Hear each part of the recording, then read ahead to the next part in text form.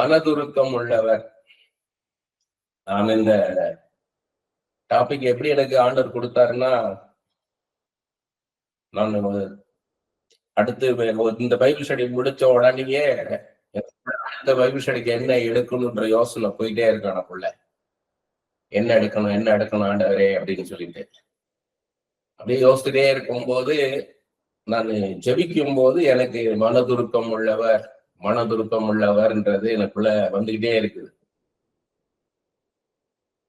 அப்புறமா நான் பைபிள் படிக்கிறேன். பைபிள் படிக்கும் போதும் மனதுருக்கம் உள்ளவர். நான் படிக்கிற வேத பகுதியில் அது கிடையாது. நான் சாதாரண பைபிள் படிச்சுக்கிட்டே இருக்கிறேன். ஆனா எனக்குள்ள மனதுருக்கம் உள்ளவர்ன்றது வந்துட்டே இருந்தது. அப்ப தெரிஞ்சுக்கிட்டே மனதுருக்கம் உள்ளவர்ன்றது குறித்து பேச வைக்கிறார். அண்ணன் கிட்டத்தட்ட 14 வருஷத்துக்கு முன்னாடி 2011 சில பாடல்களை பாடி நான் சிடி பண்ணும்போது மனதுருக்கம் உள்ளவரே அப்படின்னு அதுக்கு டைட்டில் கொடுத்தார் ஆண்டவர். God of compassion. அப்ப இது ஆழமான ஒரு விஷயத்த பேசலாம். ஏன் மனதுருக்கம் உள்ளவர்ன்றது ஒரு ஜெனரல் டாபிக் மாதிரிதான் தெரிஞ்சது எனக்கு. ஆனா இதுல ஆண்டவர் ஏதோ ஒரு நோக்கத்தோட இதை கொடுக்குறார் அப்படின்னு சொல்லி எனக்குள்ள நல்ல ஒரு உறுதியா இருந்தது. ஆண்டவர் மனதுருக்கம் உள்ளவர்ன்றது குறித்துதான் பேச சொல்றாரு. அப்ப நான் எழுத ஆரம்பிப்பேன். எப்பயுமே ஆண்டவர் சொன்னாருன்னா அதை எழுத ஆரம்பிப்பேன். ஆரம்பிக்கும் போது அவர் ஒரு ரூட்ல கொண்டு போவார். அப்பதான் தெரிஞ்சுக்குவேன் ஆண்டவர் என்ன பேச வர்றாருன்றது. அவர் அடுத்தடுத்து வசனங்களை கொடுக்கும் போது நான் தெரிந்து கொள்வேன் இது குறித்து ஆண்டவர் என்ன பேச வர்றாருன்றது. ஏன்னா நம்ம நினைவுகள் வேற, அவருடைய நினைவுகள் வேற. சொல்றாரு இல்லையா, பூமியிலிருந்து வானம் பரலோகம் எவ்வளவு உயரமோ அவ்வளவு மேலானவைகள் என்னுடைய நினைவுகள்ன்ற. அப்ப அதனால என்ன பண்ணுவேன்னா, நான் எப்பயுமே எழுத ஆரம்பிக்கும் போது அடுத்தடுத்த வசனங்களை கொடுக்கும் போதுதான் எனக்கு ஒரு வெளிச்சம் உண்டாகும். ஒவ்வொரு இடமா கொண்டு போகும்போது, ஒவ்வொரு வசனமா கொண்டு போகும்போது என்னைய ஒரு ரூட்ல கொண்டு போவார். அப்ப தெரிஞ்சுக்குவேன் ஆண்டவர் ஏன் இதை பேசுறார் அப்படின்ட்டு. இப்ப நான் நினைச்சது சிம்பிள் டாபிக் தானே, இது எதுக்கு நம்ம ஒரு ஜெனரல் டாபிக் எழுதணும், நம்ம ஸ்பெசிபிக்கா ஒரு ஆழமான காரியத்தை நம்ம மெடிடேட் பண்ணலாமே அப்படின்னு தோணுச்சு. ஆனாலும் ஆண்டவர் கொடுக்கிறார். ஆண்டவர் கொடுக்கறதுனால நான் அதை எழுத ஆரம்பிச்சேன். அப்ப நான் பேசதான் உங்களுக்கும் அந்த எந்த ரூட்ல நீ ஆண்டவர் கொண்டு வந்தாருன்றது உங்களுக்கும் அந்த மெடிடேஷன் எப்படின்றது தெரியும். மத்தேயு 14 வசனம், இயேசு திரளான ஜனங்களை கண்டு அவர்கள் மேல் மனதுருகி அவர்களை வியாதியஸ்தர்களை சொஸ்தமாக்கினார். இயேசு திரளான ஜனங்களை கண்டு, ஏதோ 2 பேர் 3 பேர் இல்ல, திரளான ஜனங்களை பார்க்கிறாரு. அவர்கள் மேல் மனதுருகி. எதனால மனதுருகிறார்னா, அங்க அநேக பேர் வியாதியோடு இருந்திருக்கிறாங்க. அப்ப அந்த வியாதியோடு இருந்தவங்களை பார்க்கும்போது இவர் மனதுருகிறார். நான் சாதாரணமா ஒரு ஊழியத்தை செய்யணும்னா அந்த ஜனங்கள் மேல, கஷ்டப்படுற ஜனங்கள் மேல நமக்கு மனதுருக்க வேணும். மனதுருக்கம் அப்படின்னாலே ஒரு அன்பின் உச்சம்தான் மனதுருக்கம். அன்பு பெருகிதான் அந்த மனதுருக்கம் வரும். மனதுருக்கம்ன்றத விட இது இருதயத்துல ஒரு உருக்கம் உண்டாகிறது. அவங்க கஷ்டத்தை பார்த்து இவருடைய மனது உருகுது, மெல்ட் ஆகிறாரு. பார்த்தீங்கன்னா, நாயின் விதவைய பார்க்கும்போது அந்த லூக்கா 7ஆம் அதிகாரம் 11-15 வசனங்களை பார்க்கும்போது அங்க இன்னும் நல்லா அவங்களுக்கு புரியும். மறுநாளிலே அவர் நாயின் என்னும் ஊருக்கு போனார். அவருடைய சீஷர் அநேகரும் திரளான ஜனங்களும் அவர்களை கூட போனார்கள். அவர் ஊரின் வாசலுக்கு சமீபித்த போது மரித்து போன ஒருவனை அடக்கம் பண்ணும்படி கொண்டு வந்தார்கள். அவன் தன் தாய்க்கு ஒரே மகனாய் இருந்தான். அவளோ கைம்பெண்ணாய் இருந்தாள். ஊராரில் வெகு ஜனங்கள் அவளை கூட வந்தார்கள். கர்த்தர் அவளை பார்த்து அவள் மேல் மனதுருகி அழாதே என்று சொல்லி கிட்ட வந்து பாடையை தொட்டார். அதை சுமந்தவர்கள் நின்றார்கள். அப்பொழுது அவர், வாலிபனே எழுந்திரு என்று உனக்கு சொல்லுகிறேன் என்றார். மரித்தவன் எழுந்து உட்கார்ந்து பேசத் தொடங்கினான். அவனை அவன் தாயினிடத்தில் ஒப்புவித்தார். 16வது வசனம், எல்லாரும் பயமடைந்து மகா தீர்க்கதரிசனத்தில் தோன்றியிருக்கிறார் என்றும் தேவன் தமது ஜனங்களை சந்தித்தார் என்று சொல்லி தேவனை மகிமைப்படுத்தினார்கள். இந்த இடத்துல அவர் ஆண்டவர்ன்றதை வெளிப்படுத்துறார். இவர் வெறும் மனிதன் அல்ல, மாம்சத்தில் வந்த தேவன்றத வெளிப்படுத்துறாரு. ஆனா பாத்தீங்கன்னா மனதுருகி செய்யறார். அவ கைம்பெண், புருஷனை இழந்தவா, விதவ, ஒரே பையன்றத பாக்குறாரு. ஒரே பையன், ஒரே மகன்றாரு, கைம்பெண்ன்றாரு. அவள் மேல் மனதுருகிறார். மனதுருகிதான் என்ன பண்றாருன்னா மரித்தவனை உயிரோட எழுப்புறார். அப்ப அந்த கஷ்டத்தை பார்க்கிறாரு. ஒரு மகனை இழந்த ஒரு தாய் துக்கம் எப்படி இருக்கும் அப்படின்னு பாக்குறாரு. அந்த அன்பு இவளுக்கு யாருமே இல்லை, இருந்த ஒரே பையன், அதுவும் 1 வயசு 2 வயசுல இல்ல, ஒரு வாலிப பையன். ஒரு வாலிப பையன் மேல, ஒரு வாலிப பையனை இழந்தா எப்படி இருக்கும் அந்த துக்கம்ன்றத பாக்குறாரு. இது நமக்கு சொல்லித்தராரு. இதே மாதிரி நம்ம மத்தவங்க கஷ்டத்தை பார்க்கும் போது நம்மளுடைய அன்பு எப்படி இருக்குது அப்படின்னு நான் பார்க்கணும். முதல்ல அந்த கஷ்டத்தை பார்க்கறதே அன்பு இருந்தாதான் பார்க்க தோணும். இது யாருக்கு போதான எனக்கு கஷ்டம் அப்படின்னு இருக்காது, அப்படி இருக்கக்கூடாது. அந்த அன்பு, அது நம்ம தெரிஞ்சவங்க நல்லா நம்ம நேசிக்கிறவங்க, அவங்க நல்லா நேசிக்கிறாங்க, அவங்களுடைய ஒரு துக்கத்தை பார்க்கறதுன்றது ஒண்ணு. நம்ம அறியாதவங்களை பார்க்கும் போது எப்படி யோசித்து பாருங்க. சமீபத்துல பாத்தீங்கன்னா ஒரு சகோதரி வெளியூர்ல இருந்து போன் பண்ணாங்க. போன் பண்ணும்போது அவங்க என் பையனுக்காக ஜெபிக்கணும். 2 பையனும் வாலிப பையங்க. அவங்களுக்காக, அதெல்லாம் ஒரு பையனுக்காக குறிப்பா ஜெபிக்கணும். என்னன்னு கேட்டா, அவங்க ஹஸ்பண்ட் ஒரு பெரிய பிசினஸ் எல்லா பணத்தையும், ரொம்ப வசதியா இருந்திருக்காங்க, எல்லா பணத்தையும் பிசினஸ்ல இழந்துட்டாரு. மிகவும் நெருக்கடியான நிலைமையில போகும்போது ஹார்ட் அட்டாக்ல இறந்துட்டாரு. இவங்க என்ன பண்ணிருக்காங்கன்னா, கடன்லாம் வாங்கி பையனை படிக்க வச்சேன்னாங்க. அது இன்ஜினியரிங் காலேஜ்ல படிக்க வச்சேன். ஆனா அவன் எனக்கு கீழ்ப்படியல, நான் சொல்றதெல்லாம் அவனுக்கு ஏத்துக்கிடல, அவன் போக்குள்ள போறான்.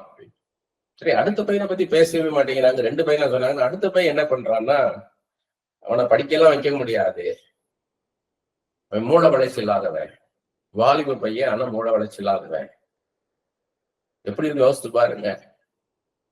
இந்த பையனுக்கான சுகம் கொடுத்தா நல்லா இருக்கும். நான் மூத்தவனை படிக்க வச்சா அவன் சம்பாதிப்பான், நம்ம அதை வச்சு இந்த பையனை நம்ம பார்த்துக்கலாம்னு சொல்லி நான் கடன் வாங்கி படிக்க வச்சேன். ஆனா நிலைமை இப்படி இருக்குது, ரொம்ப இக்கட்டான சூழ்நிலை. இப்ப மூத்த பையன் ஆண்டவர் அவனை வழிக்கு கொண்டாந்துருவாரு அப்படின்னு சொல்லலாம். ஏன்னா அவன் மனசுல ஒரு மாற்றத்தை உண்டாக்கணும், ஒரு ரெஸ்பான்சிபிலிட்டியை உணர வைக்கணும், பொறுப்பை உணர வைக்கணும். ஆண்டவர் அதை செய்வார் அப்படின்னு எடுத்துக்கிடலாம், நம்ம மனசை தேத்திக்கலாம். ஆனா அந்த 2வது பையனுக்கு ஒரு பெரிய அற்புதத்தை ஆண்டவர் செஞ்சாதான் உண்டு. அந்த மூளை வளர்ச்சி இல்லாத பையனு இந்த தாய் இப்ப இவங்களுக்கு நல்ல திடன் இருக்கு, பாக்குறாங்க. இவங்களுக்கு வயசு ஆக ஆக அந்த பையனை எப்படி பார்ப்பாங்க? அது அவங்க சொன்ன சில காரியங்கள்லாம் பாத்தீங்கன்னா ரொம்ப கஷ்டமா இருந்துச்சு. திடீர்னு வீட்டை விட்டு போயிடுவான், எங்க போனான்னே தெரியாதான். யாராவது தெரிஞ்சவங்க பார்த்து இவங்க பையன் இங்க இருக்காங்க போன் பண்ணுவாங்க, உங்க போய் கூட்டிட்டு வருவாங்களாம்.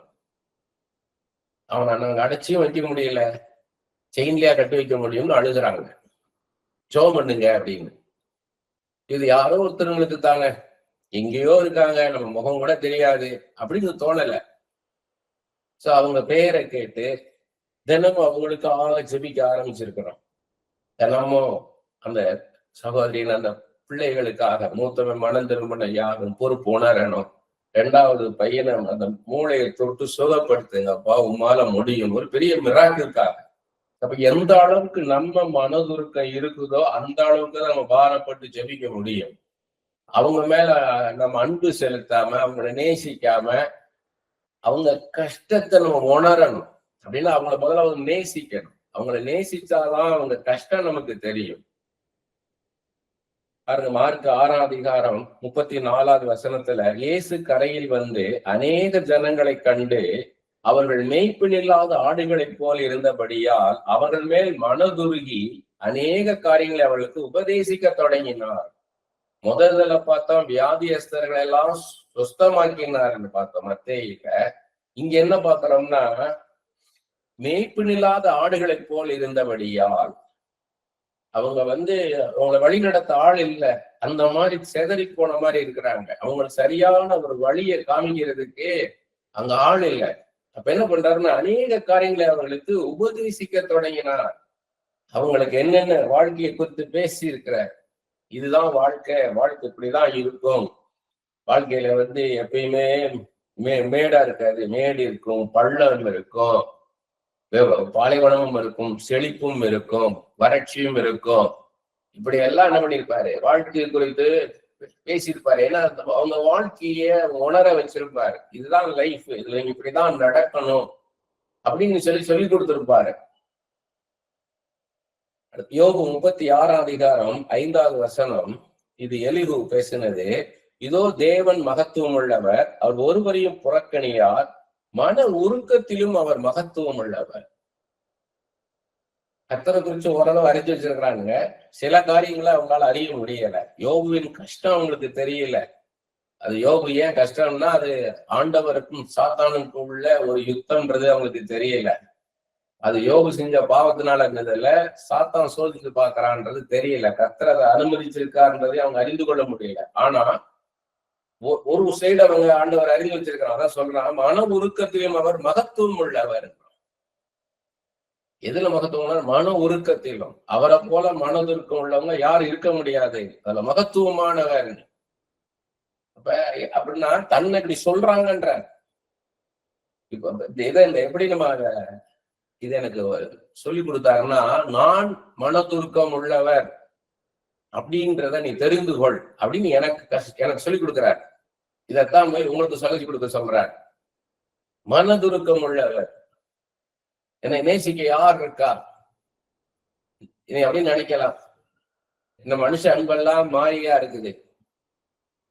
ஒருத்தருக்கு ஒரு குழந்தை பிறக்கும் போது நேசிக்கிறாங்க, அடுத்து இன்னொரு பிள்ளை பிறக்கும் போது அந்த அன்பு குறையுது, மூணாவது ஒரு பிள்ளை பிறக்கும் போது இன்னுமாக அன்பு குறையுது, நாலாவது பிறக்கும் போது இன்னுமாக. அப்ப அங்க என்ன ஆகுதுன்னா அவங்க பட்சபாதம் உள்ளவங்களா மாறுறாங்க. எல்லாரையும் அவங்க ஒரே மாதிரி நேசிக்கல.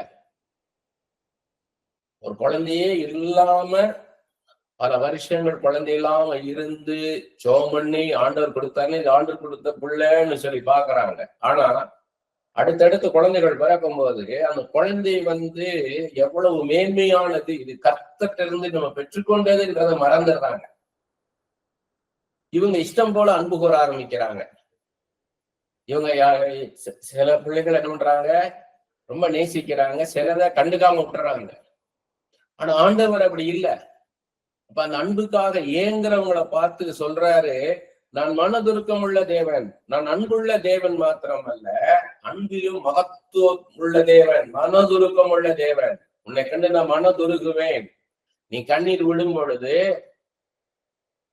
உன் சூழ்நிலையை அறியாத தேவன் அல்ல, உன் கஷ்டத்தை அறியாத தேவன் அல்ல, நான் உன்னை மிகவும் அதிகமாய் நேசிக்கிற தெய்வம், நான் மனதுருகுவேன்றார். இதுதான் மெசேஜ். அப்ப இது எப்படி இருக்கும் பாருங்க, ஆறுதல். அப்போ ஒரு மனுஷன் நம்மளை நேசிக்காத போது அது நம்மளை பாதிக்காது. ஏன்னா என்ன நேசிக்க என் தெய்வம் இருக்கிறார். அது எப்படிப்பட்ட தெய்வம்?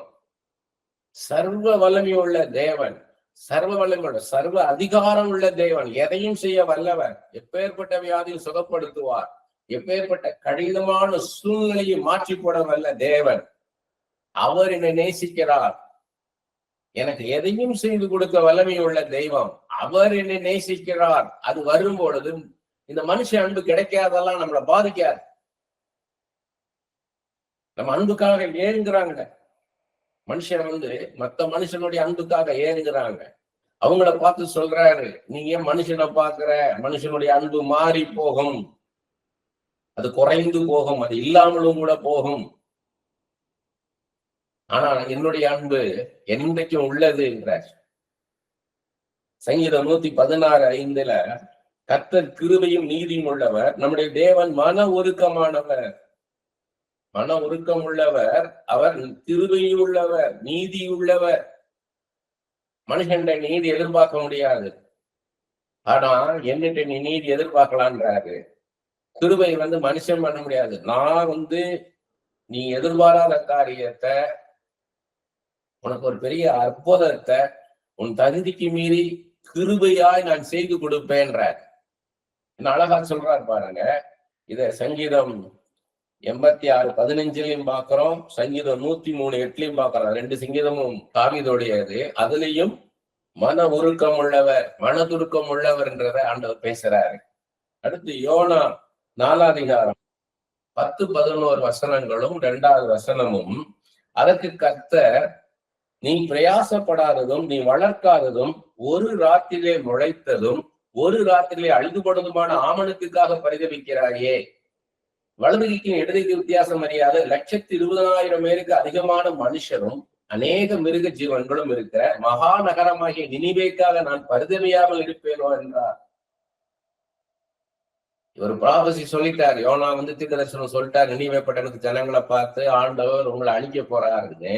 ஆனா அந்த ஜனங்களும் உபவாசித்து அவங்க மனம் திரும்பின உடனே ஆண்டவர் அதை என்ன பண்ணல, செய்யல. அது 3:10 வசனத்துல இருப்பாருங்க. அவர்கள் தங்கள் பொல்லாத வழியை விட்டு திரும்பினார்கள் என்று தேவன் அவர்களுடைய கிரியைகளை பார்த்து தாம் அவர்களுக்கு செய்வேன் என்று சொல்லியிருந்த தீங்கை குறித்து மனஸ்தாபப்பட்டு அதை செய்யாது இருந்தார்.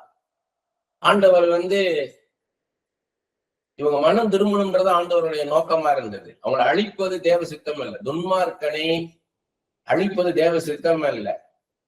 துன்மார்க்கன் மனம் திரும்பணும், அவன் வாழணும், அவன் பரலோகத்துக்கு வரணும்ன்றதுதான் ஆண்டவருடைய சித்தம். ஒருவனும் கெட்டு போகுது பிதாவின் சித்தம் அல்ல.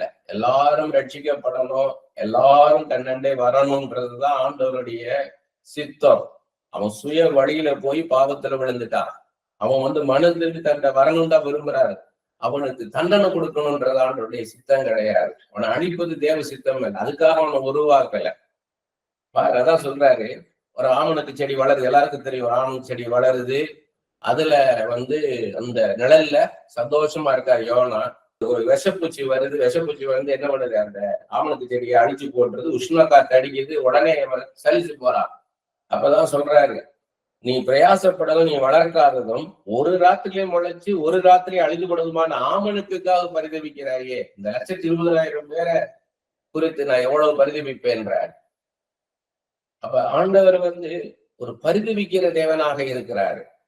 அது யோனா 4:1-2 வசனத்துல பாருங்க. அது யோனாவுக்கு இது மிகவும் விசனமா இருந்தது. ஆண்டவர் வந்து அவங்களை அழிக்கலன்றது. அவன் கடும் கோபம் கொண்டு கர்த்தரை நோக்கி விண்ணப்பம் பண்ணி, கர்த்தாவே, நான் என் தேசத்தில் இருக்கும் போதே நான் இதை சொல்லவில்லையா? இது நிமித்தமே நான் முன்னமே தர்ஷிசுக்கு ஓடி போனேன். நீர் இரக்கமும் மன உருக்கமும் நீடிய சாந்தமும் மிகுந்த கிருபை உள்ளவரும் தீங்குக்கு மனஸ்தாபமும் தேவன் என்று அறிவேன். ஆண்டவர் எப்படி அறிந்து வச்சிருக்காரு பாருங்க. யோனா வந்து அறியாம இல்ல, இரக்கம் உள்ளவர், மனதுருக்கம் உள்ளவர், நீடிய சாந்தம் உள்ளவர், மிகுந்த கிருபை உள்ளவர், தீங்குக்கு மனஸ்தாபப்படுகிற தெய்வம், கடவுள். இவ்வளவு அறிந்து வைத்திருக்கிறாரு. இவ்வளவு அறிந்து வைத்திருந்தது அதான் சொல்றாரு, நீ நிச்சயமாக அழிக்க மாட்டீர். இவ்வளவு நிச்சயமா இருக்கு. அதனாலதான் நான் என்ன பண்ணேன், இவர் சொல்றாரு அழிப்பேன், இவர் அழிக்க மாட்டாருன்னு தான் நான் என்ன பண்ணேன், நான் நினைவே படர்ந்து போகும் தர்ஷிசுக்கு நான் ஓடி போனேன். ஆனா என்னை கொண்டு வந்து இங்க என்னை கொண்டு அந்த ஊழியத்தை நீ செய்ய வைக்கிறீர்கள். இது நமக்கு பாடம் இது. அப்ப ஆண்டவர் வந்து பனிஷ் பண்றது லேசான காரியம் ஒருத்தர. ஆனா ஆண்டவர் அவங்க மனம் திரும்பி வர்றதுக்காக காத்திருக்கிறார். அது 2 பேதுரு 3:15-16 வசனத்துல பாக்குறோம். கர்த்தர் நீடிய பொறுமையோடு காத்திருக்கிறார். ஜனங்கள் தன்னண்ட வரணும்னு சொல்லி அவர் என்ன பண்றாருன்னா நீடிய பொறுமையோடு காத்திருக்கிறார். அதுவே ரட்சிப்பு என்று எண்ணுங்கள். எரேமியா 26ஆம் அதிகாரம் 3வது வசனமும் 18-19 வசனமும். அவர்கள் யூதாவுடைய பட்டணங்களின் குடிகள் செய்கைகளுடைய பொல்லாப்பு நிமித்தம் நான் அவர்களுக்கு செய்ய நினைக்கிற தீங்குக்கு நான் மனஸ்தாபப்படத்தக்கதாக ஒருவேளை அவர்கள் கேட்டு அவரவர் தம் தம் பொல்லாத வழியிட்டு திரும்புவார்கள், அவர்கள் மனம் திரும்புவாங்க அப்படின்னு சொல்லி எதிர்பார்க்கிறேன்றாரு. 18-19 வசனங்கள். அதே எரேமியா 26ஆம் அதிகாரத்துல, யூதாவின் ராஜாவாகிய எசேக்கியாவின் நாட்களில் மொரேசா ஊரானாகிய மீகா தீர்க்க தரிசனம் சொல்லி யூதாவின் சகல ஜனங்களையும் பார்த்து, சீயோன் வயல்வெளியாக உடப்பட்டு எருசலேம் மண் மேடுகளாய்ப்போம், இந்த ஆலயத்தின் பர்வதம் காட்டில் உள்ள மேடுகளாய்ப்போம் என்று சேனையின் கர்த்தர் உரைத்தார் என்று சொன்னான். அவனை யூதாவின் ராஜாவாகிய எசேக்கியாவும் மற்ற யூதர்களும் சேர்ந்து கொன்று போட்டார்களா? அவன் கர்த்தருக்கு பயந்து கர்த்தரின் முகத்தை நோக்கி கெஞ்சினான் அல்லவா? அப்பொழுது கர்த்தர் அவர்களுக்கு விரோதமாக சொல்லியிருந்த தீங்குக்கு மனஸ்தாபப்பட்டார். இப்போதும் நான் நம்முடைய ஆத்மாவுக்கு விரோதமாக மகா பொல்லாப்பை வரப்பண்ணுகளா இருக்கிறோமே. தீங்குக்கு மனஸ்தாபப்படுகிறார். நமக்கு ஒரு தீங்கு நடக்குதுன்னா அதை குறித்து அவர் வருத்தப்படுறவராக இருக்கிறார், மனஸ்தாபப்படுகிறவராக இருக்கிறார். எப்படி இருக்கு பாருங்க. நமக்கு ஒரு கஷ்டம் வருதுன்னா நம்ம நினைக்கிறோம், எனக்கு வர கஷ்டம் யாருக்கு தெரியும், நான் வர்ற கஷ்டம்னு நினைக்கிறோம். ஆனா ஆண்டவர் சொல்றார், உன் கஷ்டத்தை நான் அறிவேன், அதுக்காக நான் வருத்தப்படுறேன். தீங்குக்கு மனஸ்தாபப்படுகிற தேவன்ற யோவேல் 2ஆம் அதிகாரம் 13வது வசனம். நீங்கள் உங்கள் வஸ்திரங்களை அல்ல உங்கள் இருதயங்களை கிழித்து உங்கள் தேவனாகிய கர்த்தரிடத்தில் திரும்புங்கள். பழைய காலத்துல நம்ம பார்க்கிறோம், பழைய ஏற்பாட்டு காலத்துல வஸ்திரத்தை கிழிச்சுக்குவான். ஒருத்தர் வருத்தத்தை தெரிவிக்கிறான்னா சாம்பல்ல உட்கார்ந்து இருப்பான், ரெட்டு உடுத்திக்குவான்ட்டு. ஆனா இது என்ன சொல்றா, இருதயங்களை கிழித்து உங்கள் தேவனாய கர்த்தரிடத்தில் திரும்புங்கள். வஸ்திரத்துல உன் இருதயத்தை என்னண்டை திருப்புன்ற. அவர் இரக்கமும் மன உருக்கமும் நீடிய சாந்தமும் மிகுந்த கிருபையும் உள்ளவர். அவர் தீங்குக்கு மனஸ்தாபப்படுகிறவராய் இருக்கிறார். எப்படிப்பட்ட தெய்வத்திட்ட மனம் திரும்பவான்? இரக்கம் உள்ளவர், மனதுருக்கம் உள்ளவர், நீடிய சாந்தம் உள்ளவர், மிகுந்த கிருபை உள்ளவர், தீங்குக்கு மனஸ்தாபப்படுகிற தேவன். எப்பேற்பட்ட தெய்வத்தை நீ வணங்குகிற, தொழுது கொள்ளுகிற, அதை அறிந்து கொள்ளுகிற நமக்கு அந்த மாதிரி சூழ்நிலை இல்லை. நம்ம இக்கட்டான சூழ்நிலையில போகும்போதுதான் ஆண்டவருடைய மேன்மை தெரியும். நம்ம எப்படிப்பட்ட ஒரு மகத்துவம் உள்ள தெய்வத்தை, அன்புள்ள தெய்வத்தை, இரக்கமுள்ள தெய்வத்தை நம்ம வணங்குறோம்னு அப்பதான் தெரியும்.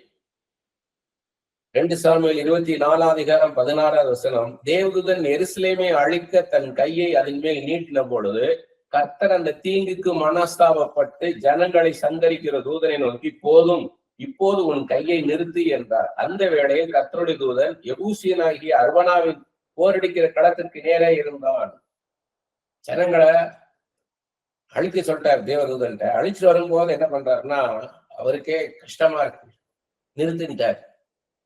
இதுல இருந்து என்ன தெரிஞ்சுன்னா, அவ்வளவு வல்லமை உள்ள தெய்வம், அவ்வளவு வல்லமை அவர்கிட்ட இருக்கு, அவ்வளவு பவர் இருக்குது. ஆல் மைட்டி காட்ன்றது அதான். நம்ம பாடலாம், உன்னதமான தெய்வமே, சர்வ வல்லமை உள்ள தெய்வமே, சர்வ அதிகாரம் உள்ளவரே, சர்வத்தை சிருஷ்டித்தவரே, சர்வ வல்லமை உள்ளவரேன்னு நம்ம சொல்லி பாடலாம். ஆனா அதை உணர்ந்து பாடுறோமா, உணர்ந்து அதை உச்சரிக்கிறோமா? உள்ள இருதயத்துல வாங்கணும். வசனத்தை வெறும் மனசுல வாங்கக்கூடாது, இருதயத்துல வாங்கணும், இருதயத்துல உணரணும், அப்புறம் அதை சிந்திக்கணும். இந்த 2 ஆப்ரேட் ஆகணும். இருதயத்துல உணரணும், மனது சிந்திக்கணும். ஏன் ஆண்டவர் இதை சொல்றாரு? நாங்க உங்களை அழிக்கிறதுக்கு ஏதோ ஒண்ணு நடக்குது அப்படின்னா, அது மனிதர்களாலேயோ பிசாசுனாலேயோ நமக்கு ஒரு கஷ்டம் வரும் பொழுது, நெருக்கடி வரும் பொழுது ஆண்டவர் அதை பார்க்கிறாரு. எப்படிப்பட்ட தெய்வம் பார்க்கிறாரு? இரக்கம் உள்ளவர், மனதுருக்கம் உள்ளவர், நீடிய சாந்தம் உள்ளவர், கிருபையுள்ளவர், தீங்குக்கு மனஸ்தாபப்படுகிற தேவன். அவர் பார்க்கிறாரு. நம்ம மேல கரிசனை உள்ள தேவன், நமக்காக பரிதவிக்கிற தேவன். மனதுருகுவேன்றார். உன் கஷ்டத்தை பார்த்து நான் மனதுருகுவேன் என்ன அர்த்தம்? மனதுருக்கிட்டார்னா இறங்கி வந்து அற்புதத்தை செய்ய ஆரம்பிப்பார். இதை தெரிந்து கொள்ளும் போது நம்ம என்ன பண்ணுவோம்னா, இருக பற்றி பிடிப்போம். என் கண்ணீரை காண்கிற தேவன், இந்த நிச்சயம் நமக்கு உண்டாகும். என் கஷ்டத்தை உணர்ற தெய்வம், என் கஷ்டத்தை அறியாத தேவன் அல்ல. மனிதர்கள் நம்ம கஷ்டத்தை அறிய முடியாது. மனிதர்கள் 2 பேர் நிக்கிறாங்க. ஒரு பக்கம் இயேசு கிறிஸ்து இருக்கிறாரு, இன்னொரு பக்கம் ஒரு மனுஷன், நம்ம குடும்பத்துல உள்ளவங்களே இருக்கட்டும்.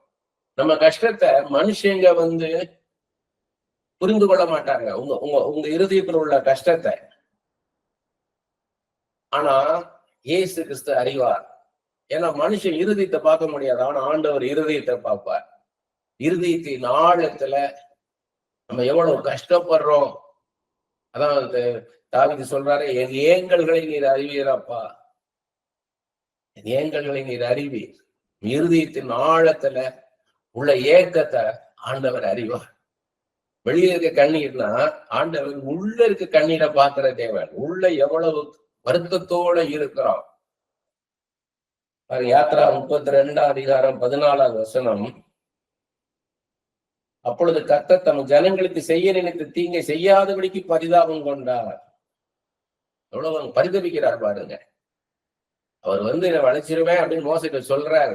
இந்த ஜனங்க வணங்கா கொடுத்துள்ள ஜனங்களை உங்களை அழிச்சிடுறேன், உன் மூலமா சந்ததி நான் கொண்டு வந்துடுறேன்றாரு. ஆனா மோசே ஆண்டவரே இல்ல ஆண்டவரே, நீ பாதி வழியில அழிச்சுட்டே அப்படின்னு கொண்டு வந்தீங்க அவங்க எழுத்துல இருந்து. ஏன்னா பாதி வழியில அழிச்சு போட்டேன்னு மற்ற புறஜாதிகள் எல்லாம் பார்ப்பாங்களா, ஆண்டவரே இது இரக்கம் உள்ளவர் ஐயா, நீ தெய்வம், நீ கடவுள், இது எவ்வளவு இரக்கம் உள்ளவர் ஐயான்னு உடனே என்ன பண்றாருன்னா தீங்கை செய்யாதபடிக்கு பரிதாபம் கொண்டார்.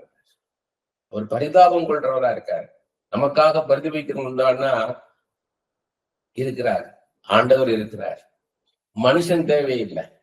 மனுஷங்களுக்கு நம்மளால என்ன செய்ய முடியும், ஓரளவுதான் உதவி செய்ய முடியும். ஆனா ஆண்டவர் மனிதனால முடியாததையும் செய்து கொடுப்பார். மத்தேயு 14 அதிகாரம் 13 21 வசனமும், மார்க் 6 அதிகாரம் 30 44 வசனமும், லூக்கா 9 அதிகாரம் 10 17 வசனமும், யோவான் எழுதின சுவிசேஷம் 6 அதிகாரம் முதல் 15 வசனங்களை பார்க்கிறோம். 5 அப்பம் 2 மீன்களை கொண்டு அவர் அற்புதம் செய்யறார்.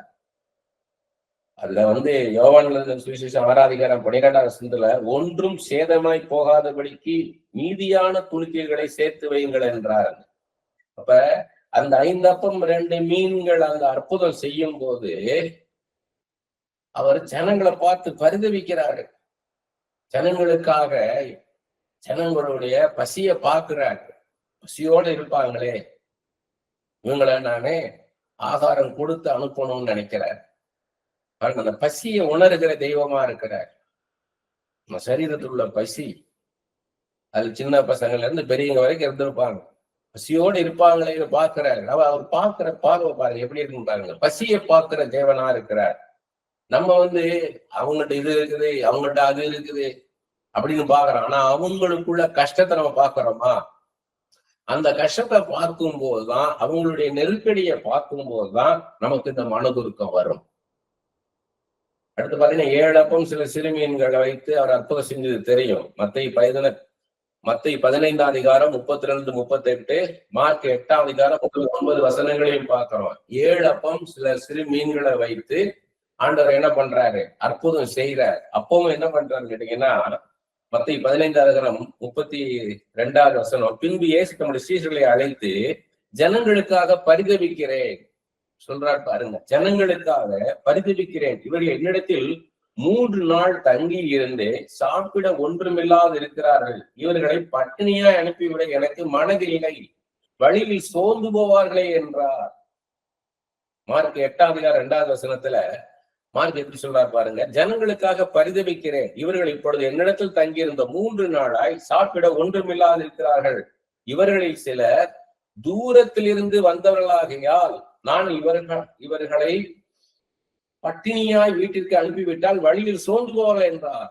மார்க் தான் தூரத்திலிருந்து வந்தவங்கன்னு சொல்றாரு. மார்க் 8:3 சொல்றாரு, தூரத்திலிருந்து வந்தவர்கள் என்றார். எங்கிருந்து வந்தாங்கன்னு பாக்குறாரு. எனக்கு தெரிந்த ஒரு நண்பர், அவரை இன்னொரு நண்பர் சந்திக்கணும்னு கேட்கிறாரு வெளியூர்ல இருந்து. அப்ப நான் அவரை வாங்கன்னு சொல்லி வெளியூர்ல இருந்து வந்தவரை கூட்டிட்டு இந்த நண்பர்கிட்ட போறேன், என்னுடைய நண்பர்கிட்ட கூட்டிட்டு போறேன். அவரு அது வரைக்கும் அவர் தெரியும், ஆனா பார்த்தது இல்ல. நான் கூட்டிட்டு போறேன். கூட்டிட்டு போன உடனே அவர் சொல்றாரு, என்ன சாப்பிடுறீங்கன்னு கேட்கிறாரு. ஒரு அன்டைம், அது மத்தியானம் இல்ல, ஒரு மணி 2 மணின்னா சாப்பிடுங்கன்னா மத்தியானம் சாப்பாடுன்னு சொல்லலாம். ஒரு 11 மணி இருக்கும். 11 மணிக்கு சாப்பிட்டுருக்கலான்ற, சாப்பிட்டுறலாம், அப்புறம் உட்காந்து பேசுவோம் அப்படின்ற. அப்ப வந்தவர் சொல்றாரு, இல்ல நான் சாப்பிட்டேன் அப்படின்னாரு. உடனே இவர் சொல்றாரு, எப்படி ஏதாவது சாப்பிட்டுருப்பீங்க, இந்த ஊர்ல இருந்து வரீங்க, இந்த ஊர்ல இருந்து வரணும்னா 4 மணி நேரம் ஆகியிருக்கும். சென்னை வந்த பிறகு அதுல இருந்து இங்க வீட்டுக்கு வர்றதுக்கு ஒரு 1/2 மணி நேரம் 3/4 மணி நேரம் ஆகியிருக்கும்.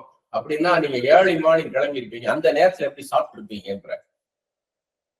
அதுதான் கரிசனை. ஒருத்தவங்க சந்திக்க வராங்கன்னா அவங்க எங்க இருந்து வர்றாங்க, எவ்வளவு தூரத்துல இருந்து வர்றாங்க, அவங்க எந்த நேரத்துல சாப்பிட்டு இருப்பாங்களா, எப்படி பாரு எவ்வளவு. அதுதான் ஆண்டவர் சொல்றாரு, அவங்க தூரத்துல இருந்து வந்தவங்க 3 நாளா இங்க உட்கார்ந்து நான் என் பேச்சு கேட்டு உட்கார்ந்து இருக்காங்க. இவங்களை நானு வெறுமையாய் அனுப்பிவிட முடியாது. வழியில சோர்ந்து போவாங்க, பசியில சோர்ந்து போவாங்க. திரும்பி போறதை பத்தி யோசிக்கிறாரு. நம்ம பேசிட்டோம், இனி அவங்க எப்படி போறாங்களோன்னு இல்ல. ஒரு முறை அதே மாதிரி நான் ஏற்கனவே சொல்லியிருக்கிறேன், ஆனால் சிலருக்கு அது புதுசா இருக்கும். ஒரு முறை ஒரு வாலிப பெண் பிள்ளைய கூட்டிட்டு ஒரு தாயார் சோம் பண்ணணும் அப்படின்ட்டு கேட்கிறாங்க.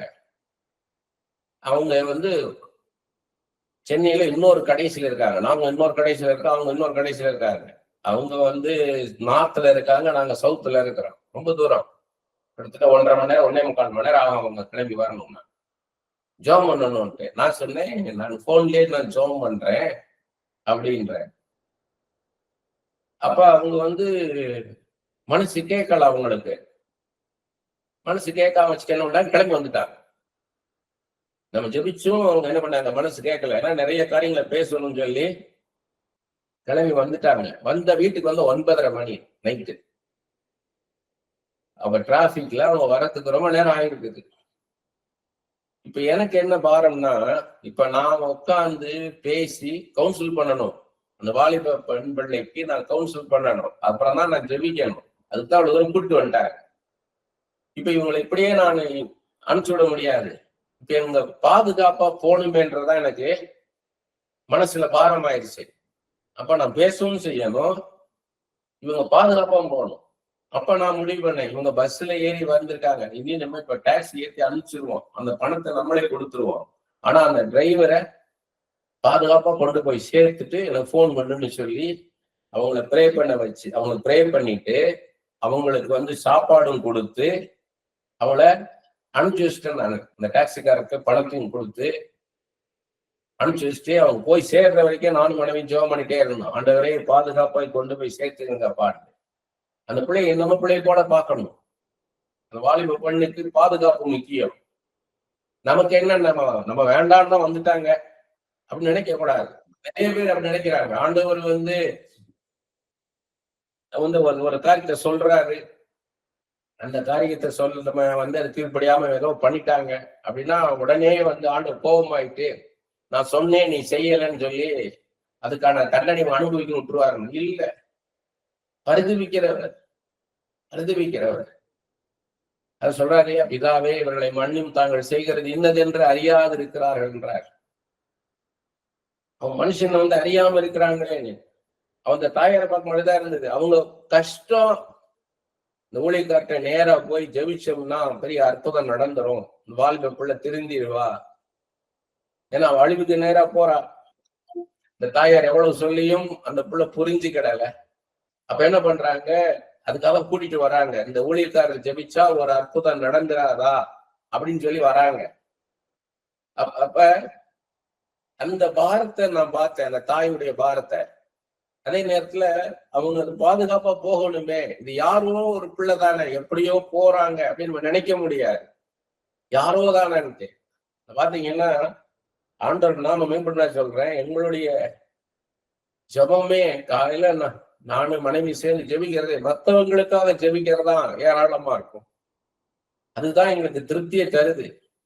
இல்ல ஊழியத்துக்காக வந்துட்டோம் அப்படி இல்லை.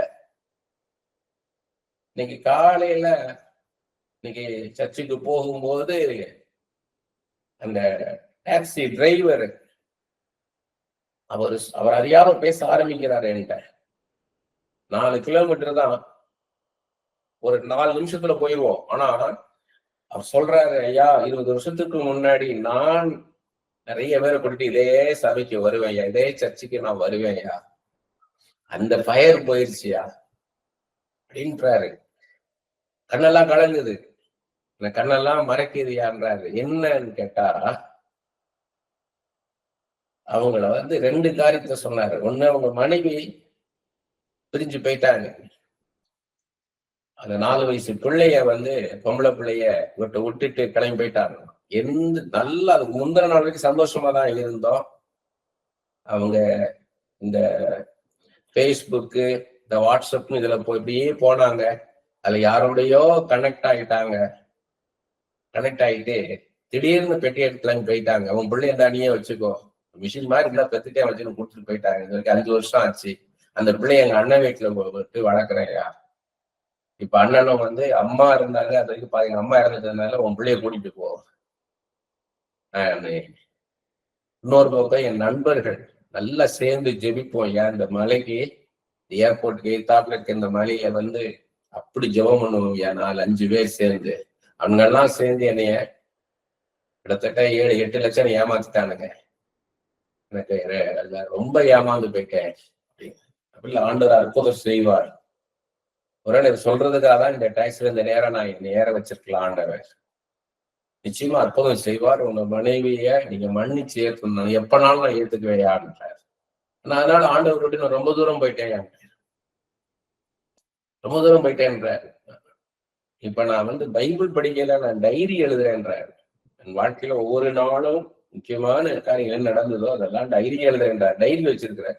இந்த இடத்துல பைபிள் இருக்கும் இல்லையா, அந்த டேஷ்போர்ட்ல. இப்ப என்னோட டைரி வச்சிருக்கேன். இன்னையில இருந்து பைபிள் படிக்க ஆரம்பிங்க, வேதத்தை படிக்க ஆரம்பிங்க. கடைசி ஆட்டோ வரையும் அவர்கிட்ட தான் வருவீங்க. அவர் தான் வழி. எப்படி பாருங்க, வாழ்க்கையை இழந்துட்டாரு, மனைவி பிரிஞ்சு போயிட்டாங்கன்ற துக்கத்தை அவரால் தாங்க முடியல. வேலைன்னு வேலைதான் ஓடிக்கிட்டு இருக்கேன் நானுன்றாரு. சரி, நான் ஒரு 2 மணி நேரம் இந்த ஆலயத்துல உட்கார்ந்துட்டு நீங்க போனீங்கன்னா ஒரு பெரிய அற்புதம் நடக்குமா இல்லையான்னு. அதே அந்த அன்புக்குள்ள வாங்க, அந்த ஆதி அன்புக்குள்ள வாங்க, நீ ஆண்டவர்கிட்ட வாங்க, நீங்க நிச்சயமா அற்புதம் செய்வாரு. அவங்க நேரம் மனம் திரும்ப வைப்பாரு. அவங்கள இத்தனை வருஷம் நடக்குமானா நடக்கும். ஆண்டவரால முடியும். அந்த இடத்துல ஒரு ஊழியம் அவசியப்படுது. இந்த மனுஷனுக்கு யார் ஊழியம் செய்வா? அவரோட டிராவல் பண்றவங்க தான் முடியும். இந்த நேரத்துல அவரோட டிராவல் பண்ண வைக்கிறார். ஒவ்வொரு மனுஷனுக்கும் ஒரு கஷ்டம் இருக்கு. நம்ம வாழ்க்கை இப்படியே போயிடாது.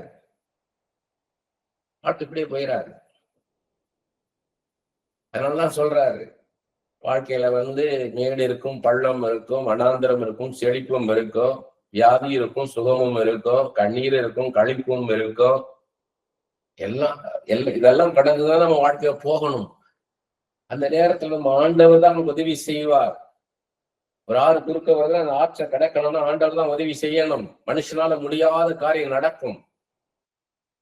இப்ப மழை வந்தது, மழை வந்தோடனே என்ன பண்ணோம், நல்லா மழை பெய்யுது அப்படின்னு இருந்தோம். அந்த மழை பலமா பெய்ய ஆரம்பிச்சது. பலமா பெய்ய ஆரம்பிச்சது, கொஞ்சம் கவனம் செலுத்தணும், விடாம பெய்ய ஆரம்பிச்சது. அப்பதான் வானத்தை அண்ணாந்து பாக்குறோம். முதல்ல மழையை பார்த்தா, அதுக்கப்புறம் யார பாக்குறோம்? உதவிக்காக எனக்கு ஒத்தாசை வரும் பர்வதங்களுக்கு நேராக என் கண்களை ஏறெடுக்கிறேன். வானத்தின் பூமி உண்டாக்கின கர்த்தரிடத்திற்கு நான் என் கண்களை ஏறெடுக்கிறேன். வானத்தாண்டான்னு பாக்குறேன், எங்க பரலோகத்தாண்டான்னு பாக்குறேன். ஏன்னா ஆண்டவர் தான் உதவி செய்யணும். நமக்கு ஆண்டவர் உதவி செய்தாதான் உண்டு. அவர் தான் அடைக்கலாம், அவர் தான் கேடயம், அவர் தான் தஞ்சம், அவர் தான் துருகம், அவர் தான் கோட்டை, அவர் தான் அரண். அவரை தவிர நம்மளுக்கு வேற யாருமே பரிகாரம் கிடையாது. அவர் தான் பரிகாரி. நிறைய பேருடைய வாழ்க்கையை நான் பார்க்கிறேன். நான் உங்களுக்கு எக்ஸாம்பிளா நான் ஒருத்தர் சொன்னேன். நான் எப்பயுமே நான் இதெல்லாம் டிராவல் பண்றேன்னா நான் கூட இருக்கிறவங்கள்ட்ட பேசி கொடுப்பேன். அவங்களோட உள்ளத்தின் காரியங்களை அவங்க வெளிப்படுத்துவாங்க. அப்ப எவ்வளவு மனசு பாரப்படுது பாருங்க.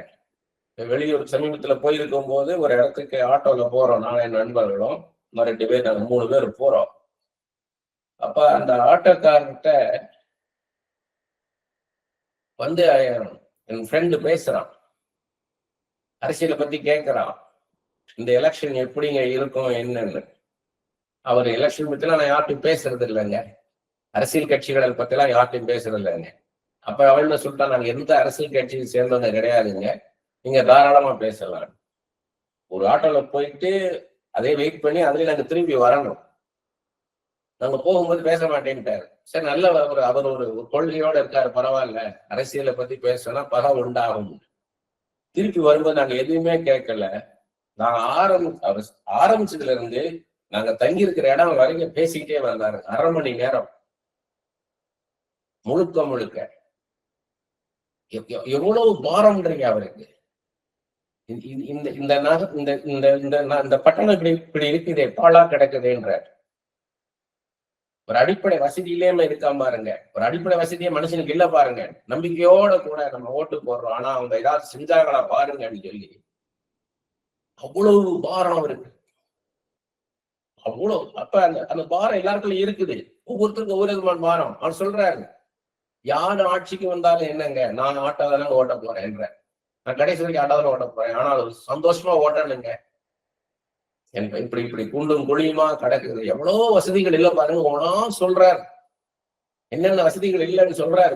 ஒரு ஆட்டோ ஓட்டுறவர் தானே நம்ம பாக்குறோம், ஆனா அவர் உள்ள பாரம் பாருங்க. நம்ம நம்ம நம்ம நம்ம நம்ம இருக்கிற இடத்த நம்ம நேசிக்கிறோமா? கிடையாது. நம்ம இருக்கிற இடத்த நம்ம நேசிக்கல. நம்ம பட்டணத்துக்காக நம்ம ஜெபிக்கிறோமா? சென்னை பட்டணத்துல இருக்கிறோம், ஆண்டவரே இந்த சென்னை பட்டணத்தை ஆசீர்வதிங்கப்பா, தமிழ்நாட்டுல இருக்க அந்த தமிழ்நாட்டை ஆசீர்வதிங்கப்பா, நம்ம ஜெபிக்கிறோமா? நம்ம ஆண்டவரை பத்தி சொல்றோம், ஆண்டவர் இயேசு கண்ணீர் விட்டாருன்ற லூக்கா 19:41 பாக்குறோம். அவர் சமீபமாய் வந்த போது நகரத்தை பார்த்து அதற்காக கண்ணீர் விட்டு அழுது, அந்த ஜனங்களுக்காக, ஜனங்கள் கஷ்டப்படுவாங்களே, இந்த ஜனங்கள் கஷ்டப்பட போறாங்கன்னு அழுகிறார். யோவான் 11:35 இயேசு கண்ணீர் விட்டார், லாசர் மரித்து போயிட்டாரு, மார்த்தாள் மரியாள் அழுகிறதெல்லாம் பார்க்கிறாரு, சுத்தி இருக்க ஜனங்களும் அழுகிறத பார்க்கிறாரு. ஒரு மனுஷனுடைய இறப்பு பிரிவு மற்ற மனுஷனை எவ்வளவு தூரம் பாதிக்குதுன்றத பாக்குறாரு, கண்ணீர் விடுறாரு. அதுக்கப்புறம் தான் உயிரோட எழுப்பி கொடுக்கிறார் லாசருவ. அப்படி போல நம்ம கண்ணீரை பார்த்து மனம் இறங்குவார், மனம் இறங்கி வருவார். சுபா வெறுமன மகா இரக்கம் உள்ளவரே, மனதுருக்கம் உள்ளவரே, நீடிய சாந்தம் உள்ளவரே, மிகுந்த கிருபை உள்ளவரே, துதிக்கிறோம், போற்றுகிறோம், புகழுகிறோம், வாழ்த்துகிறோம், வணங்குகிறோம், தொழுது கொள்ளுகிறோம் ஐயா அப்படின்னு ஜெபிக்கிறோம் நம்ம. ஆனா அவர் எவ்வளவு இரக்கம் உள்ளவர், எவ்வளவு மனதுருக்கம் உள்ளவர், அதை நம்ம யோசித்து பார்க்கணும். நம்ம கடந்து வந்த பாதையில, நம்ம வாழ்க்கையில அவர் செய்த நன்மைகளை நினைச்சு பார்க்கணும். நம்ம கஷ்டப்பட்ட போது, யாரும் இல்லாத போது ஆண்டவர் தான் கூட இருந்தார். சொத்து தான் விரும்புறாங்க ஜனங்க, சொத்து, சகோதர சகோதரர்கள் வேண்டாம். இந்த அன்பு இல்லாம போயிருச்சு, அன்பு தணிந்து போகும், கடைசி நாட்கள்ல அன்பு தணிந்து போகும். எவ்வளவு உண்மையான வார்த்தை அது. பணம் பணம் பணம் பணத்துக்காக வந்து கொலை பண்றான், எவ்வளவு கொலைகள் பாருங்க. சமீபத்துல பார்த்திருப்பீங்க பேப்பர்ல, 20 வருஷத்துக்கு முன்னால நடந்த கொலைகள், யாராலையும் கண்டுபிடிக்க முடியல, எப்படி அந்த கொலை நடந்ததுன்னே தெரியல. ஒரு க்ளோஸ்டு லாரி வருமா, அந்த லாரி ஒரு ரோட்ல நிக்குமா, 3 கிலோமீட்டர் 4 கிலோமீட்டர் நடந்து வந்து ஒரு 7-8 பேரு வட இந்தியர்கள் உள்ள புகுந்து கதவை உடைச்சி ஜனங்களை அடிச்சு போட்டு கொண்டு போட்டு கொள்ளையடிச்சு போறதா கண்டுபிடிக்க முடியல போலீஸால. 20 வருஷத்துக்கு அப்புறம் கண்டுபிடிச்சிருக்கிறாங்க. எப்படி பாருங்க, ஒரு பணத்துக்காக ஜனங்களை கொண்டு போட்டு தான் வாழணும், தனக்கு பணம் வேணும், அதுக்கு மத்தவங்க செத்தா என்ன. அதுல அப்ப 8 வயசு ஒரு பிள்ளையாம், அந்த 8 வயசு பிள்ளை காலை பிடிச்சு கதறி அழுதுருக்குது, எங்க அப்பா விட்டுரு, எங்க அம்மாவை விட்டுருங்கன்னு சொல்லி கதறி அழுதுருக்குது. அந்த 8 வயசு பிள்ளை அடையாளம் கண்டிருக்குது. இந்த ஐடென்டிட்டி பரேடுன்னுவாங்க, வரிசையா நிப்பாட்டி யார் அடையாளம் சொல்லணும். இன்னைக்கு அதுக்கு 28 வயசு இருந்த பிள்ளைக்கு இருக்கும், அது அடையாளம் கண்டது இவங்கதான் சொல்லி அடையாளம் காமிச்சிருக்கு. இவங்க நேரடியாக கொலை கொள்ளை அப்படின்னு வந்திருக்காங்க. ஆனா கூட பிறந்த சகோதர சகோதரிகள் அப்படி இருக்கிறாங்க. சொத்துக்காக மனசுல கொஞ்சம் கூட இறக்கம் இல்லை. ஐயோ நம்ம சகோதரன் தான் நல்லா இருக்கட்டுமே நினைக்கல, நம்ம சகோதரி தானே நல்லா இருக்கட்டும் நினைக்கல, தான் நல்லா இருந்தா போதும். எவ்வளவு சுயநலம் பாருங்க. செல்ஃபிஷ், செல்ஃப் சென்டர்ட் பீப்புள், தன்னை மாத்திரமே நேசிக்கிற ஜனங்க. இன்னொரு கூட்டம் இருக்கு, நமக்காக பரிதவிக்க மாட்டாங்க, நம்ம கூட அன்பு செலுத்த மாட்டாங்க, அவங்கள்ட்ட அன்பு செலுத்துவாங்க. நம்மளை விரோதிக்கிறவங்க, நம்மளை கஷ்டப்படுத்துறவங்க நேசிப்பாங்க. அது இன்னும் நம்மளுக்கு பாரமா இருக்கும். அப்ப இவங்களுடைய அன்பு எப்படிப்பட்ட அன்பு? நான் கஷ்டப்பட்ட போதெல்லாம் என் சொந்த பந்தங்களை தேடி போனேன். நான் எனக்காக ஒருத்தர் கூட பரிந்து பேச வரல. இயேசு மாத்திரம்தான் துணை. அதான் சொல்றார், நான் தான் மனதுருக உன்னை கண்டேன், மனுஷன் மனதுருக மாட்டான். எபிரேயர் 4:15 வசனம். நம்முடைய பலவீனங்களை குறித்து பரிதவிக்க கூடாத பிரதான ஆசிரியர் நமக்கு இராமல் எல்லா விதத்திலும் நம்மை போல சோதிக்கப்பட்டும் பாவம் இல்லாதிருக்கிற பிரதான ஆசிரியர் நமக்கு இருக்கிறார். நம்முடைய பலவீனங்களை குறித்து பரிதவிக்க கூடாத பிரதான ஆசிரியர் நமக்கு இல்ல. நமக்காக பரிதவிக்கிறவர் இருக்கிறார். நம்ம கஷ்டத்தை பார்த்து நமக்காக பரிதவிக்கிறவர் இருக்கிறாரு. அது இன்னும் நல்லா புரியுதுன்னா எபிரேயர் 2:18 வசனம். ஆதலால் அவர் தாமே சோதிக்கப்பட்டு பாடுபட்டதுனாலே அவர் சோதிக்கப்படுவர்களுக்கு உதவி செய்ய வல்லவராய் இருக்கிறார். கஷ்டம்னா என்னன்னு அவருக்கு தெரியும். நம்மை போல பாட அனுபவித்தவர், நம்ம கஷ்டம் தெரியும். மனுஷனா வாழ்ந்தவர்,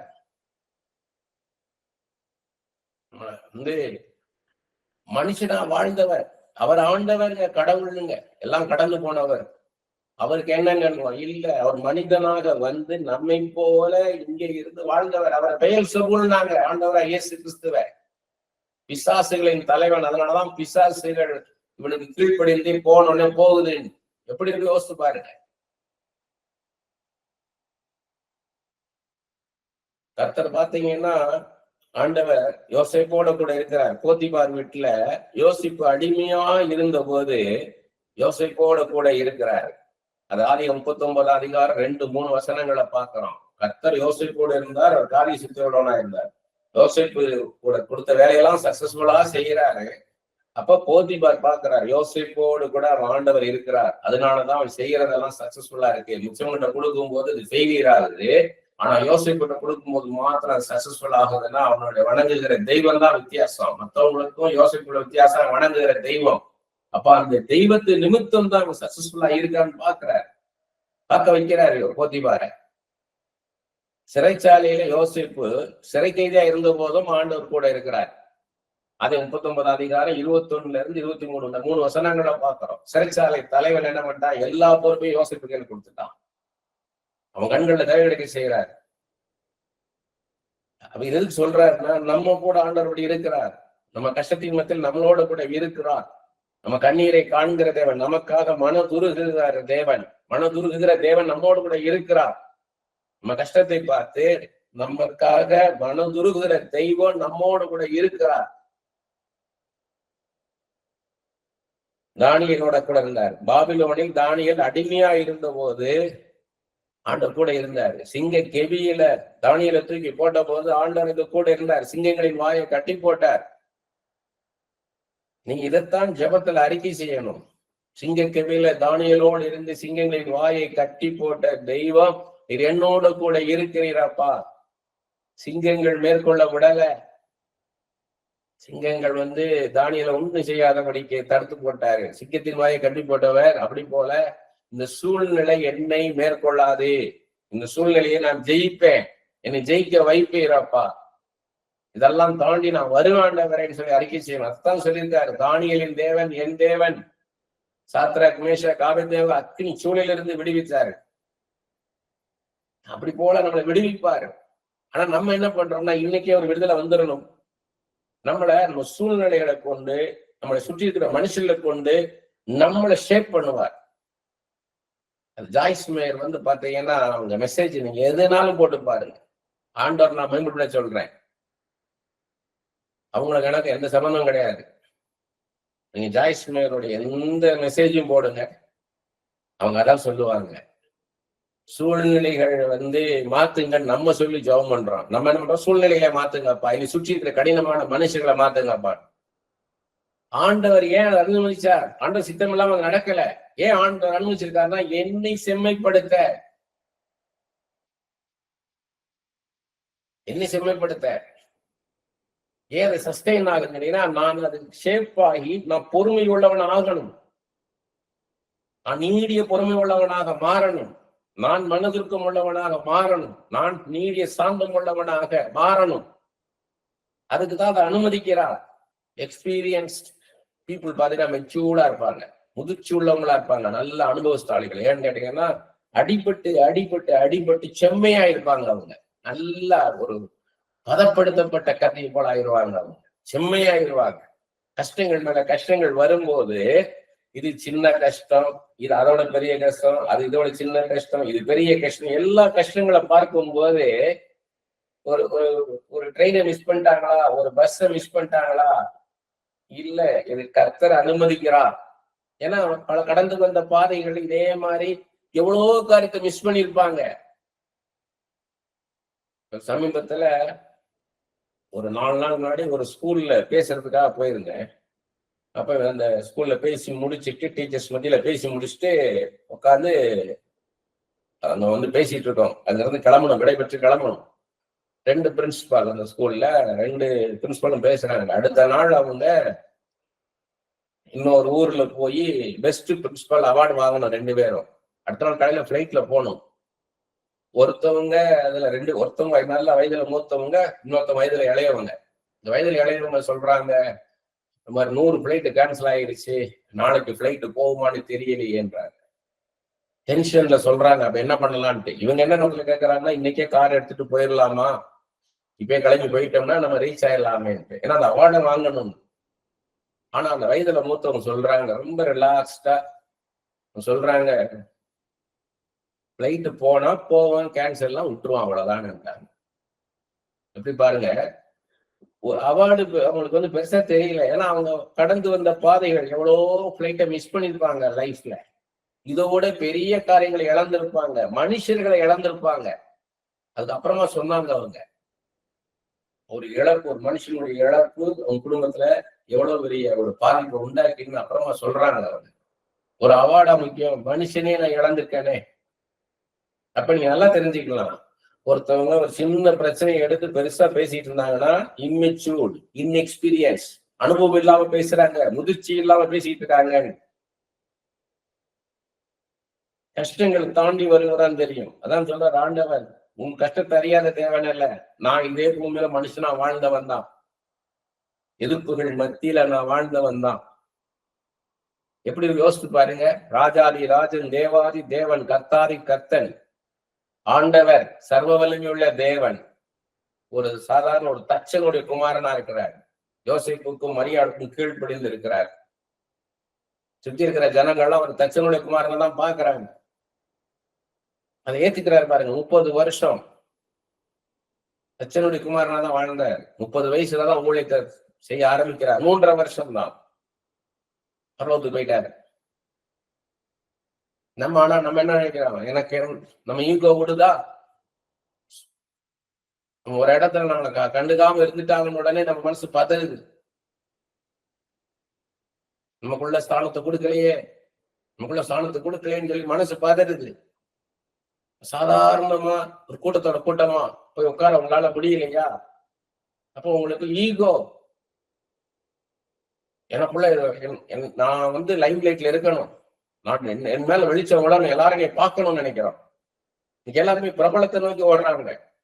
பிரபலமா இருக்கணும், பிரபலமா இருக்கணும். சாதாரணமா லோ ப்ரொஃபைல் இருக்க முடியுதா? ஏன் முடியல? சுயம், ஈகோ. இது கர்த்தர் கொடுத்த வாழ்க்கை, இது கர்த்தர் நேரத்துக்கு அனுமதிச்சிருக்கிறார். இந்த வீடு எனக்கு கர்த்தர் கொடுத்திருக்கிறார். இந்த வீட்டுல அசௌகரியங்கள் இருக்குதா? இருக்கு. இன்கன்வீனியன்ஸ் இருக்குது. என் வாழ்க்கை கம்ஃபர்டபுளா இருக்கா? இல்ல. எனக்கு அனுகூலமா இருக்கா நடக்கிற காரியங்கள்? இல்ல. ஆனால் இது என் தேவ சித்தம், என் கர்த்தர் என்னோடு இருக்கிறார். அவரை கூட இருந்து நடத்திக்கிட்டு இருக்கிறார். இதெல்லாம் அவருக்கு தெரியும், எனக்கு தெரியாது. ஆனா இதன் வழியா நான் போகணும். இந்த போத்திபார் வீட்டு வழியாதான் நான் போகணும். இந்த சிறைச்சாலை வழியாதான் நான் போகணும். இந்த சிங்க கெபின் வழியாதான் நான் போகணும். மோசே யோசித்து பாருங்க. ராஜகுமாரன், இளவரசன், அப்படி அரண்மனையில வாழ்ந்தவர் எங்கேயோ ஒரு இடத்துல, யாருமே காணாத இடத்துல ஆடுகளை மேய்ச்சிட்டு வனாந்தரத்துல இருக்கிறார். எப்படி யோசித்து பாருங்க. ஒவ்வொரு நாளும் யோசித்து பாருங்க. அந்த ஆடுகளை மேய்ச்சிட்டு அதை புல்லு போட்டு வளர்த்து, அது புல்லு மேய வச்சு தண்ணி காமிச்சிட்டு அதை வச்சுக்கிட்டு இரவும் பகலும் அதை பாதுகாத்துக்கிட்டு இருக்கிறார். ஒரு நாள் 2 நாள் இல்ல, 40 வருஷம். அவருக்கு தெரியாது, ஆண்டவர்கிட்ட சொல்லல. 80வது வயசுல சந்திப்பேன். 40 வருஷம் ராஜ வாழ்க்கை வாழ்ந்த அரண்மனையில, அடுத்த 40 வருஷம் நீ வனாந்தரத்தில் இருப்ப, 80வது வயசுல உன்னை சந்திப்பேன்னு சொப்பனம் கொடுத்தாரா? கிடையாது. இன்னைக்கு நமக்கு தெரியும் 80வது வயசுல முட்செடியில அக்கினியில ஆண்டவர் தரிசனமாகிறார். மோசைக்கு தெரியுமா? மோசே அந்த வனாந்தரத்துல இருக்கும் போது ஆண்டவர் கூட இருந்தார், பக்குவப்படுத்தினார் மோசைய. ஏன்னா அடுத்த 40 வருஷம் முறுமுறுக்கிற ஜனங்கள், முரட்டாட்டம் உள்ள ஜனங்கள் மத்தியில இவர் இருந்து பொறுமையா இருந்து சகித்து கொண்டு அவங்கள வழி நடத்தணும். இவர் ஆண்டவர்கிட்ட வருவாங்க, நன்மை பெறுவாங்க, திரும்ப பின்னாடி போயிடுவாங்க. திரும்ப கஷ்டம் வரும்போது திரும்ப ஆண்டவர்கிட்ட வருவாங்க, ஆண்டவர்கிட்ட நன்மை பெறுவாங்க, திரும்ப போயிடுவாங்க. இப்படிப்பட்ட இஸ்ரவேல் ஜனங்கள் கடைசி வரை முறுமுறுத்துக்கிட்டே வராங்க. நான் எகிப்திலே இருந்தா பரவாயில்ல, இங்க வெறும் மண்ணாதான் வருது, இவன் உழைக்காமலே கிடைக்குது உனக்கு ஆகாரம். ஆனா அது இவனுக்கு பெருசா தெரியல. இவன் உழைக்காமலே மண்ணா விழுது வானத்துல இருந்து, அது பெருசா தெரியல. நாங்க எகிப்திலேயே இருந்தா தேவையில்ல, அங்க இருக்கிற மச்சங்களையும் வெள்ளரிக்காய்களையும் வெங்காயத்தையும் வெள்ளைப்பூண்டையும் நாங்க சாப்பிட்டுட்டு இருந்தா நல்லா இருக்கும்ன்றான். அங்க இருக்கிற கீரையை சாப்பிட்டு இருக்கலான்றான். எப்படி இருக்கும் யோசிச்சு பாருங்க. இப்படித்தான் இருப்பாங்க ஜனங்க. ஆனா மோசைக்கு அங்க ஒரே ஒரு ஆதாரம், யாரு? ஆண்டவர் தான். ஆண்டவர் தான். ஆண்டவரை அறியாதவங்க தான் சுயமா இருப்பாங்க. சுயமா இருக்கிறான், தன்னையே பெருசா பார்த்துட்டு இருக்கான், தன்னுடைய கஷ்டத்தையும் தன்னுடைய மேன்மையுமே பார்த்துட்டு இருக்கான்னா 2 இருக்காங்க, 2 கேட்டகரி இருக்காங்க. இந்த selfish people, self centre people 2 category இருக்காங்க. ஒருத்தவங்க தங்களை மேன்மையா பார்த்துக்கிட்டு இருப்பாங்க, இன்னொருத்தவங்க தன் கஷ்டத்தையே பார்த்துக்கிட்டு இருப்பாங்க. இவங்க 2 பேரும், இந்த 2 கேட்டகரி என்ன பண்ணணும்னா ஆண்டவரை பார்க்கணும். இவங்க ஆண்டவரை பார்க்கல, அதனாலதான் இவங்க தங்களையே பார்த்துக்கிட்டு இருக்கிறாங்க. ஆண்டவரை பார்க்கணும். ஆண்டவர் என்ன செய்யறார்? ஆண்டவர் என்னை இந்த மாதிரி, ஆண்டவரே நான் எப்படித்தான், உன் பெருமையை விடு, உன் சுயத்தை விட்டு வெளியேவா, உன் பச்சாதாபப்படாத. சுய பச்சாதாபம், self sympathy is also selfishness. சுய பச்சாதாபமே ஆண்டு கண்டிக்கவே மாட்டார். அதுல இருந்து முதல்ல வெளியே வரட்டு விட்டுருவாரு. சுய பச்சாதாபப்படாத, ஒரு நாள் செல்ஃப் சிம்பத்தி கூடாது. தன்னை நேசிக்கிறவங்க தான் தன் மேலே பச்சாதாபப்படுவாங்க. எனக்கு என்னை நேசிக்கிற, என்னை சிருஷ்டித்த தேவன் என்னோடு இருக்கிறார், அவர் என் மேல கரிசனை உள்ளவர், அவர் என்னை நடத்துவார். அந்த நிச்சயத்துதான் இருக்கணும். அவர் தான் வழி, நான் ரட்சகர் கிடையாது. ஒவ்வொரு தடவை பிரசங்கம் பண்ண போகும்போது, 23 வருஷமா பிரசங்கம் பண்றேன், ஆனா ஒவ்வொரு நாளும் போகும்போதும் போராட்டமா இருக்கும். இப்பவும் நான் உட்காந்து சிம்பிளா நான் பேசிட்டு இருக்கல, எனக்குள்ள இருக்க போராட்டம் இயேசு மாத்திரம் தான் அறிவார். நான் என்ன பேச போறேன் புதுசா? எல்லாருக்கும் தெரியும், பைபிள் எல்லாருக்கும் தெரியும். நான் என்ன பேச போறேன் ஆண்டவரே என்று இருப்பேன். எனக்கு முழுக்க முழுக்க அவரை சார்ந்துதான் நிக்க வைப்பார். நான் பேசிட்டு இருக்கிறதே, அவர் பேசுறாரு, நான் பேசிட்டு இருக்கிறேன். இதெல்லாம் எழுதி வச்சுட்டு பேசிட்டு இருக்கல.